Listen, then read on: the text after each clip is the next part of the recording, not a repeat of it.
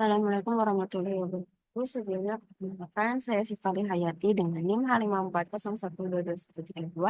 Di video ini akan menjelaskan mengenai analisis VAR atau Vector Auto Regression. Eh, yang pertama itu, apa itu VAR atau Variable Auto Regression? Itu yang pertama ada vektor. Seperti namanya VAR itu ada vektor. Nah, vektor ini secara matematik itu artinya garis lurus yang mempunyai arah.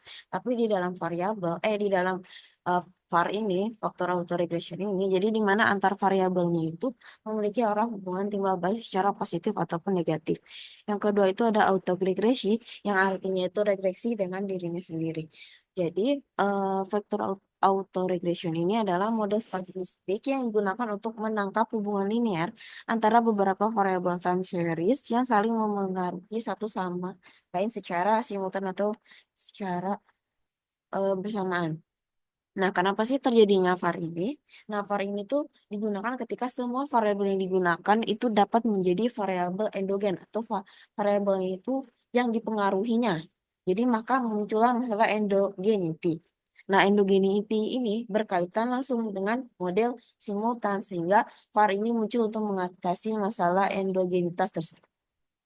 Nah, di sini ada contoh misalnya M2 real ada persamaan M2 real sama dengan PD beril ditambah S beril. Nah, ini PD beril ya, maaf kan kehapus. Nah, ini juga PD beril sama dengan M2 real ditambah S beril dan S beril sama dengan M2 real ditambah PD beril. Nah, di sini jadi di mana M2 real ini mempengaruhi PD beril dan PD beril ini mempengaruhi S beril dan S beril ini kembali lagi mempengaruhi M2 real. Jadi masing-masing itu punya feedbacknya ya, atau bisa dibilang jadi disinilah munculnya endogenity. Nah, endogenity ini lagi sama simultan. Jadi simultan itu apa? Simultan itu dua atau lebih persamaan yang saling berhubungan dan saling memengaruhi satu sama lain. Nah, kapan sih VAR ini digunakan? Nah, eh, VAR, VAR, VAR ini digunakan di analisis multivariat ya, di mana bisa pada di level semua atau mungkin datanya itu stasioner di first difference. Kalau misalnya datanya di first difference, maka ada syarat satunya lagi yaitu tidak terkointegrasi. Sedangkan untuk di level itu nggak usah pakai terkointegrasi atau enggak. Kalau misalnya datanya itu stasioner di level.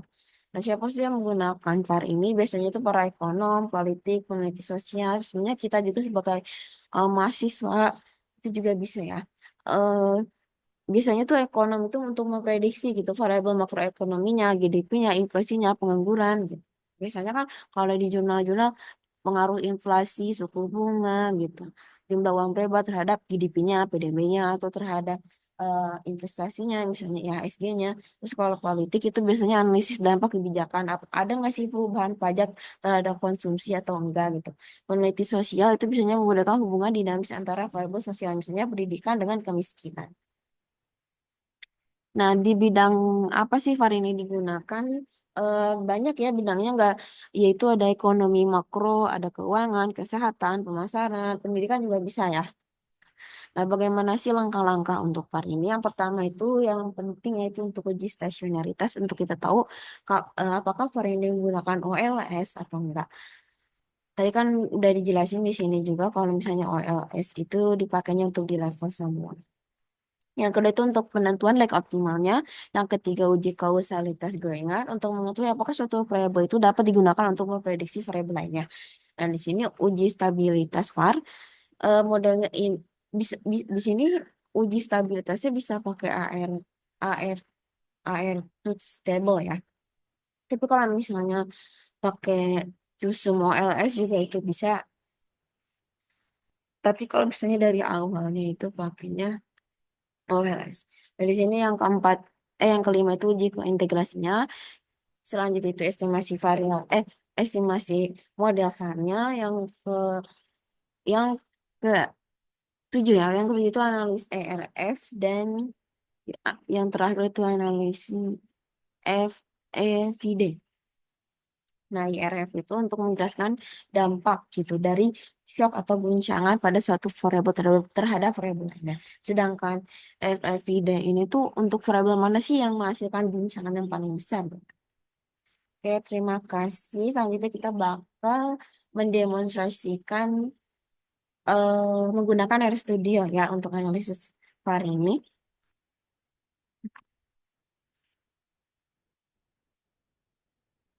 Di sini aku udah siapin ini datanya. Datanya aku pakai data dari waktu 2022 sampai 2007 di mana ini datanya bulanan. Kita mulai dari yang pertama seperti biasa kita siapkan dulu package-nya.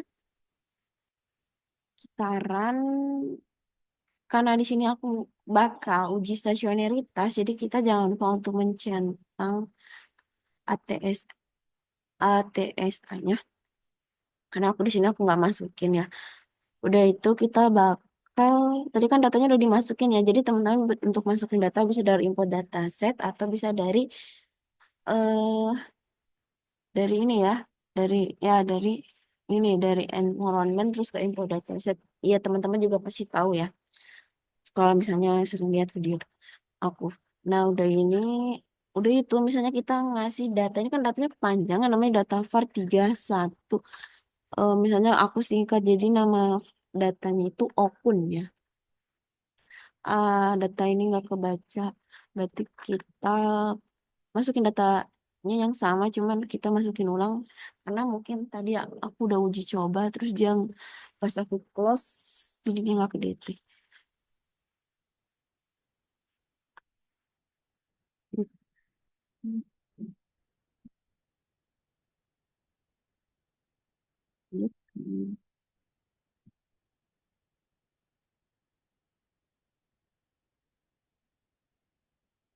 Oh, ini kebanyakan. Oh, nah, ya. Ini aku ganti jadi numerik dulu. Soalnya yang lainnya udah benar. Udah kita import. Nah, udah biru. Udah itu kita ganti namanya jadi open. Oke. Udah itu kita deklarasi tiap variabelnya itu ke data time series. Kita ada jumlah uang beredar, suku bunga, dan kurs. Sama ya dari 2002. Oh, yang ini dari 2000. Maaf, maaf. Ini aku typo. Nah, gini. Nah, itu datanya juga kita di income series. Itu kita bakal lihat plot datanya. Nah, ini kan plot data jumlah uang beredarnya bagus ya. Tapi kenapa yang SB ini kayak garis aja? Karena ini ya jumlah uang beredar kan ini berjuta-juta, sedangkan untuk SB-nya ini cuma satu, dua gitu kan. Jadi makanya eh ini ya, jadi dia mendekati nol, tapi sebenarnya itu nggak mendekati nol ya. Nih, misalnya kita grafiknya kita bedain, nah dia nggak mendekati nol ya. Cuman karena zoomnya ini aja kegedean eh, angkanya jadi seperti itu. Nah ini untuk melihat kursnya, hmm, udah itu. Nah karena kan em, apa ya? Kita bakal uji OLS terlebih dahulu. Sebelumnya aku mau maaf ya kalau misalnya mungkin ada yang salah atau step-stepnya yang salah karena ini aku cuman ngikutin video dari tutorial. Jadi di tutorial yang aku lihat itu dia pakainya OLS juga gitu kan. Nah, di sini OLS-nya itu value-nya lebih kecil dari 0,05 di mana artinya secara model itu signifikan ya. Dan di sini R square juga 0,185 di mana artinya itu model ini tuh apa ya eh, hanya menjelaskan sebanyak ya 18,5% aja gitu, sisanya dijelaskan oleh model yang lain atau variabel lain. Dari itu, nah yang ACF, yang PACF ini nggak usah karena kita bakal pakainya ini uji stasioner.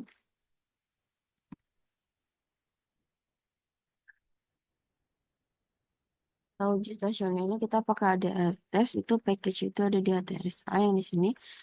Kita coba satu-satu yang level sampai ke first difference-nya. Misalnya kita dari SB dulu, suku bunga maksudnya. Datanya ini ya, rata-rata itu masih di bawah 0,05. Walaupun ada beberapa mungkin di atas 0,5, tapi rata-rata itu di bawah 0,05 pada tingkat persistence-nya. Untuk jumlah uang beredar juga sama, itu first difference ya. No, yang ininya enggak, ke yang levelnya enggak. Untuk kurs, kurs juga sama, itu di tingkat first difference. Nah, udah itu kita bakal menentukan leg optimalnya.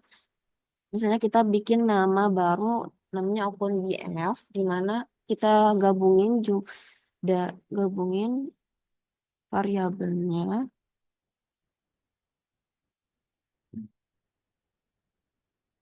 Oke.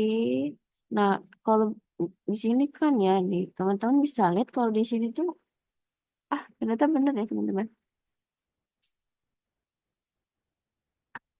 Oh ya benar. Karena benar,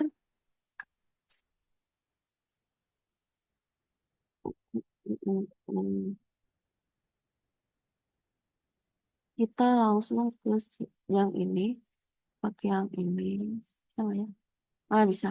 Udah itu nanti dia bakal nampilin like-nya. Ini kita pakai var select ya. Var select ini ada di package var di sini. Nah, di sini di var sini. Like-nya satu.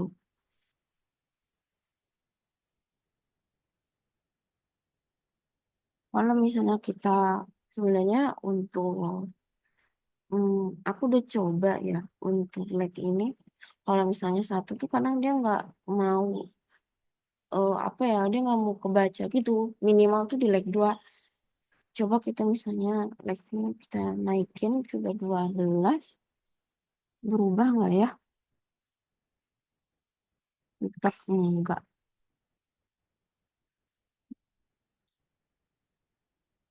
Nah, sebenarnya tadi aku udah coba juga di awal. Nah, di awal tuh dia like-nya tuh dua.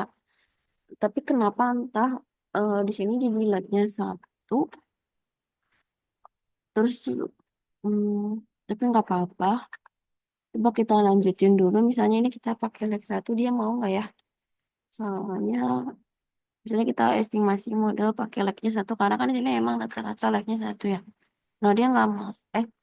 Iya. Nah, ini aku masih pakai akun BF Clean-nya. Coba ini kita cut.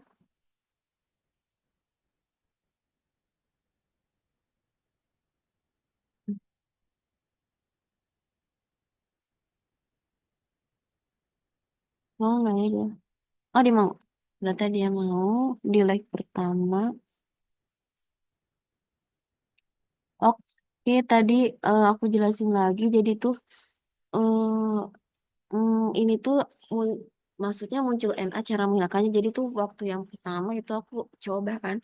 Nah, jadi data yang akun BF ini, yang ini, nah dia tuh ada NA di 2008, tapi karena udah nggak ada, jadi nggak usah. Tapi kalau misalnya teman-teman misalnya tiba-tiba muncul nih Januari 2008 nilainya segini, terus ini ada NaN, nah bisa nih cara menghilangkannya dengan misalnya bikin nama baru, data baru, terus NA omit, terus masukin datanya.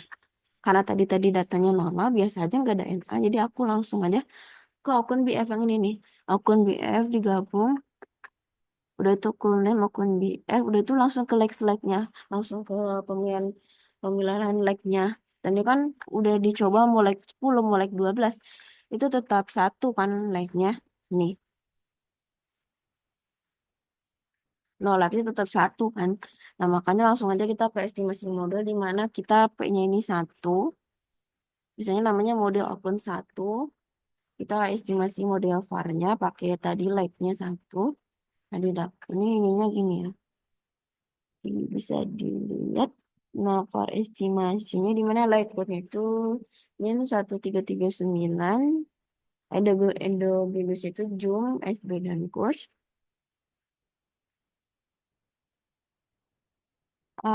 Bentar ya. Nah, P-value-nya kan lebih kecil dari 0,05 ya.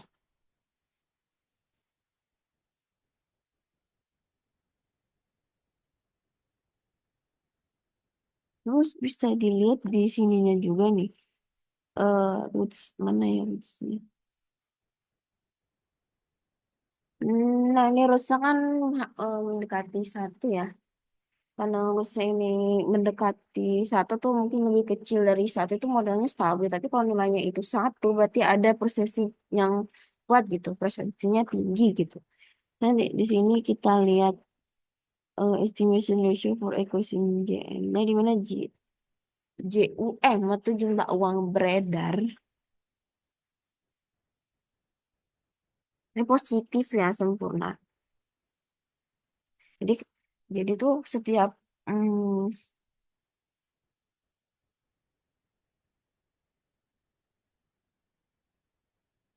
dan di sini tuh dia eh, min ya. Jadi setiap kenaikan mungkin setiap kenaikan JUL-nya nanti SB-nya akan turun.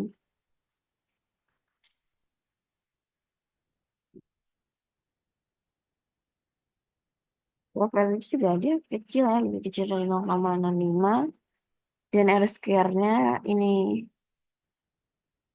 tinggi 99 berarti dia tuh JUM-nya menjelaskan JUM-nya sendiri sebesar 99%. Terus untuk SB-nya ini, jadi JUM ini dipengaruhi oleh JUM sendiri di leg pertama ya. Sedangkan untuk SB-nya ini dia dipengaruhi oleh SB-nya sendiri, baru ke kurs dan konstannya. Ini juga prevalennya 0, lebih kecil dari 0,05, berarti signifikan. Secara keseluruhan, terus untuk kursnya ini dia dipengaruhi sama kursnya sendiri di sini. Nah,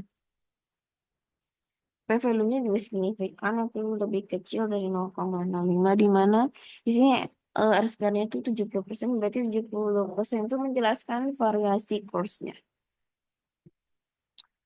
Nah, itu mungkin interpretasi model Varnur itu kita bakal melakukan diagnostik model. Yang pertama kita bakal uji autokorelasi dengan menggunakan asymptotic test. Lebih besar di sini dari tes Portmanteau itu didapat prevalennya lebih besar dari 0,05. Berarti artinya apa? Artinya itu tolak nol. Berarti tidak ada mengandung autokorelasi. Udah itu kita pakai hetero. Sebenarnya kalau di tutorial itu pakainya arch test yang model kan. Cuman coba kita coba dulu. Nah, dia nggak bisa ya. Kalau di aku tuh muncul objeknya harus ARIMA gitu. Sedangkan kita VAR. Jadi aku pakainya uji hetero skedastisitas multivariat. Ini ada di VAR. Ini juga uji hetero kok ya. Nah, di sini sayangnya ya. Hmm, sayangnya untuk hetero ini tidak memenuhi ya. Dia lebih kecil dari 0,05 berarti dia mengandung heteroskedastisitas. Tapi nggak apa-apa kalau misalnya datanya nggak sesuai.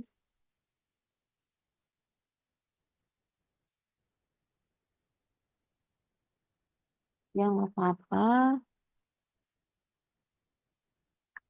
Coba kita uji stabilitas. Ini uji stabilitas karena kan di awal kita pakainya ada yang OLS ya. Nah, OLS ini biasanya buat yang datanya itu di first difference aja. Maksudnya datanya untuk yang di stasiun ini di level semua. Tapi karena kita datanya di first difference, pakainya var FD. Cuman biar tahu aja gimana caranya. Jadi kalau misalnya uji stabilitas juga bisa pakai OLS Jusum. Nah, di sini bisa kelihatan ya JUMSB-nya, kursnya itu semuanya standar.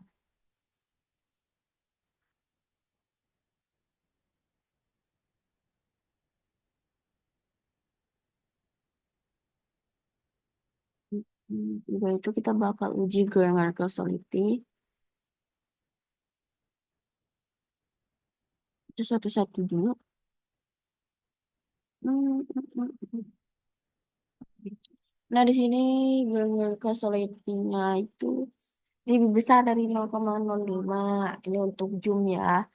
P-value-nya itu lebih besar dari 0,05. Jadi, Zoom ini tidak menyebabkan granular causality pada SP dan kurs.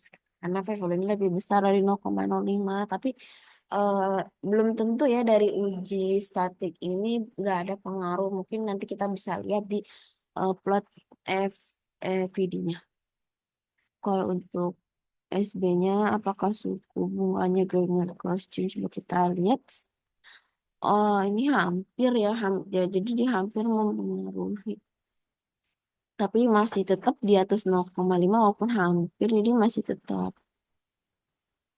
tidak tidak menyebabkan granular cause kalau di sini terhadap zoomnya. Nah itu coba yang porsinya kita mau lihat. Sama yang khusus juga lebih besar dari 0,5. Nah itu kita bakal tes IRF. Pakainya itu IRF, masukin datanya, impulsnya itu apa, misalnya SB, responnya terhadap apa, juang gitu. NH-nya sebenarnya bebas, tapi kalau aku 20, 10 juga bisa. Terus buatnya itu true, misalnya tulis aja plot, juga MRV namanya, nama mainnya apa, misalnya shock from SB, atau respon Zoom terhadap SB-nya. Sekitaran, tada, di sini ini ya. Mm, mm, mm, mm. Berarti karena Zoom ini negatif, di setiap kenaikan Zoom itu bakal mengurangi SB-nya ya.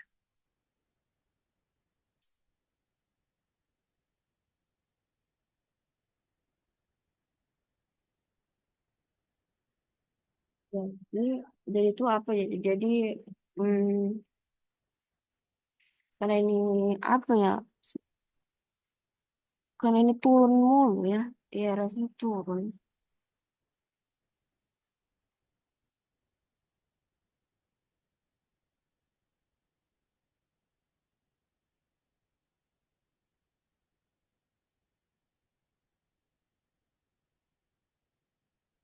Jadi Zoom ini, jadi setiap kenaikan si SB ini mengurangi Zoom-nya itu sebanyak ya ini dari 0 sampai ke min seterusnya. Terus kalau yang SBIR ini coba kita lihat plotnya. Sama ya ini juga setiap kenaikan zoomnya itu bakal mengurangi SB sebanyak itu. Pokoknya bakal turun dari 1 sampai 0. Dari rentang waktu eh, segini, ini ya pokoknya segini sampai rentang waktu yang segini. Untuk terus yang ini respon kurs terhadap zoomnya gini. Oh, jadi setiap kenaikan zoom itu akan menaikkan kursnya juga. Terus untuk kurs IRF atau respon zoom terhadap kursnya, dia lumayan turun. Jadi setiap kenaik kurs itu bakal awalnya naik mungkin ya. Cuman nanti dari periode 10 ke 20 itu bakal zoomnya setiap kenaikan kurs itu bakal mengurangi zoomnya. Udah itu kita bakal ini FFVD-nya. FVD-nya ini langsung aja. Tada. Di sini FFVD zoomnya itu di mana zoom itu eh paling dipengaruhi oleh zoomnya itu sendiri. Nah, untuk SB kurs ini nggak kelihatan ya, tapi sebenarnya kayak ada, cuman emang nggak kelihatan. Tapi untuk SB-nya ini dipengaruhi oleh SB-nya sendiri, lalu dipengaruhi oleh kurs dan Zoom. Dan untuk kursnya sendiri dipengaruhi oleh kursnya sendiri, lalu dipengaruhi oleh Zoom dan SB. Nah, itu di sini juga ada tambahan, mungkin kalau misalnya ingin melakukan forecasting atau ramalan itu bisa pakai ini ya, pakai package dari forecast. Tadi kan kita udah ini di awal ya, udah dicentangin, nanti bakal muncul ramalan. Ini yang SB ya. Nah, ini ramalan, bukan ramalan SB-nya. Dan ini untuk ramalan yang June-nya. Nah, karena yang kursnya belum ada, coba kita tambahin aja. Di copy aja.